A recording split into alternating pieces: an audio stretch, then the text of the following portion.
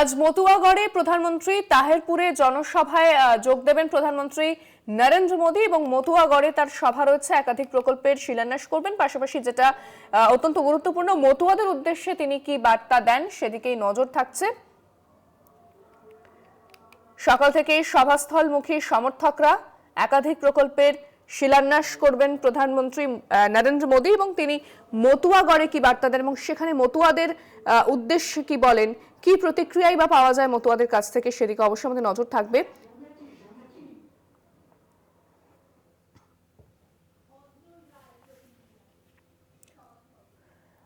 এই মুহূর্তে সরাসরি কথা বলবো, সভাস্থল থেকে রয়েছেন আমাদের বিশেষ প্রতিনিধি অঞ্জন রায়। অঞ্জন দা, প্রথমে যেটা জানতে চাইবো যে এই মুহূর্তে ছবিটা ঠিক কি উঠে আসছে, কারণ প্রধানমন্ত্রী মোদীর সভা থাকলেই অবশ্যই সাধারণ মানুষ এবং বিজেপি নেতৃত্ব পাশাপাশি বিজেপি কর্মী সমর্থকরা তারা সভার উদ্দেশ্যে রওনা দেন। এই মুহূর্তে ছবিটা কি উঠে আসছে অঞ্জন দা?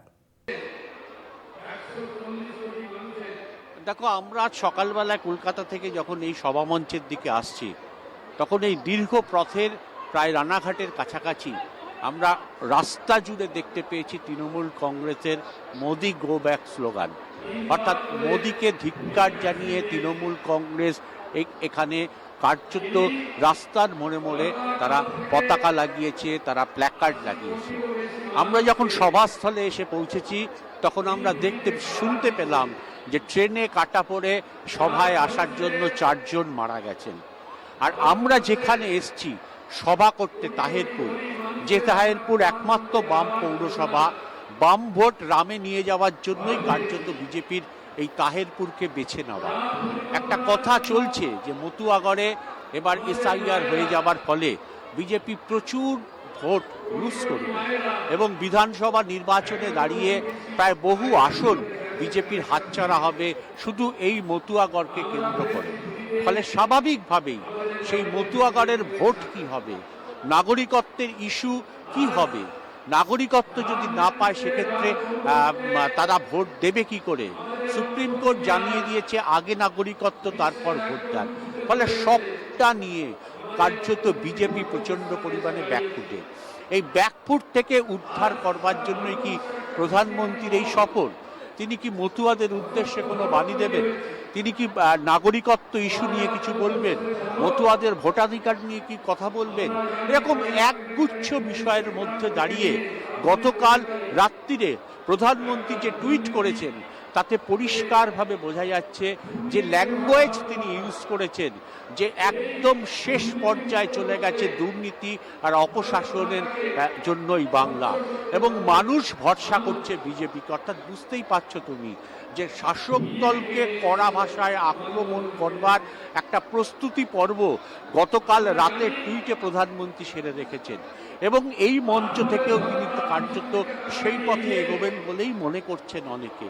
ফলে একদিকে যেমনি এতগুলো বিষয়, তাহেরপুর, বাম ভোট রামে নেওয়া, মতুয়া ভোট কি হবে, তাদের নাগরিকত্ব ইস্যু কি হবে, সেরকম যেমনি বিষয়, তেমনি অন্যদিকে শাসক দলের বিরুদ্ধে, তৃণমূল কংগ্রেসের বিরুদ্ধে তীব্র আক্রমণ, দুর্নীতি অপশাসনের বিরুদ্ধে তীব্র কথা, সেই সঙ্গে বিজেপির উপর মানুষ ভরসা করছে।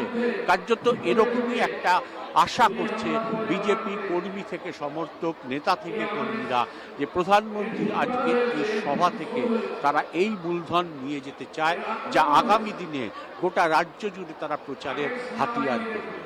অঞ্জন, যে বিষয়টা তুমি বলছো যে অবশ্যই যেটা রাজনৈতিক মহলে বিশ্লেষণ করা হচ্ছে যে এই এসআইআর চড়ার ফলে যেটা সবচেয়ে বেশি ক্ষতিগ্রস্ত হচ্ছেন সেটা হচ্ছে মতুয়ারা এবং তাদের নাগরিকত্বই একটা আশঙ্কার মুখে এবং প্রশ্নের মুখে পড়ে যাচ্ছে।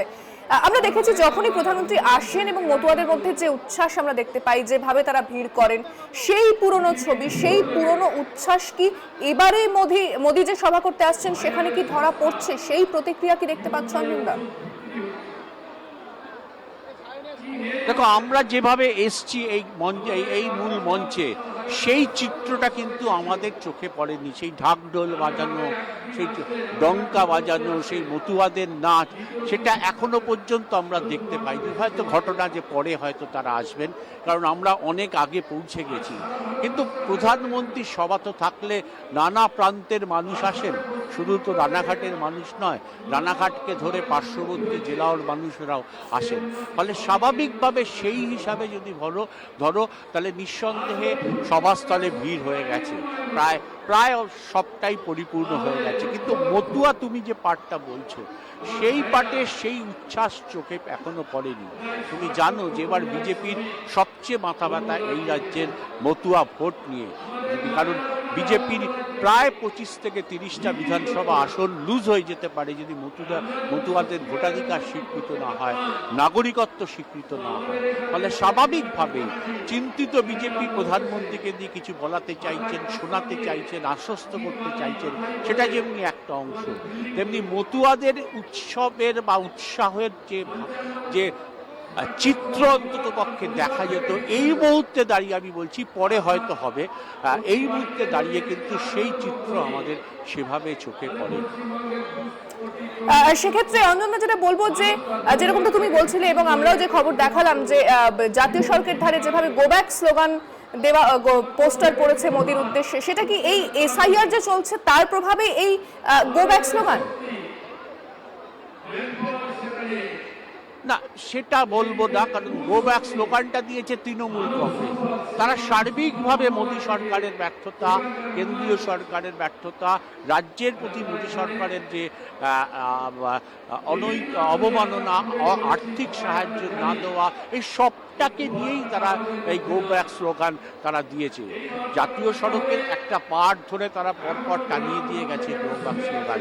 কিন্তু এই চিত্রটা কিন্তু সর্বত্র তাহেরপুর জুড়ে নেই বা তার আশেপাশে জায়গায় দেখা যাচ্ছে না। ফলে জাতীয় সড়কের একটা অংশে থাকছে যে গো ব্যাক স্লোগান, কিন্তু বিস্তীর্ণ এলাকা জুড়ে গো ব্যাক এরকম কিন্তু এখনো পর্যন্ত আমাদের চোখে পড়েনি। একেবারে অনেক ধন্যবাদ অঞ্জনদা, তুমি নজর রাখো, পরবর্তীতে আবারও যোগাযোগ করবো। আমরা কথা বললাম আমাদের বিশেষ প্রতিনিধি অঞ্জন রায়ের সঙ্গে।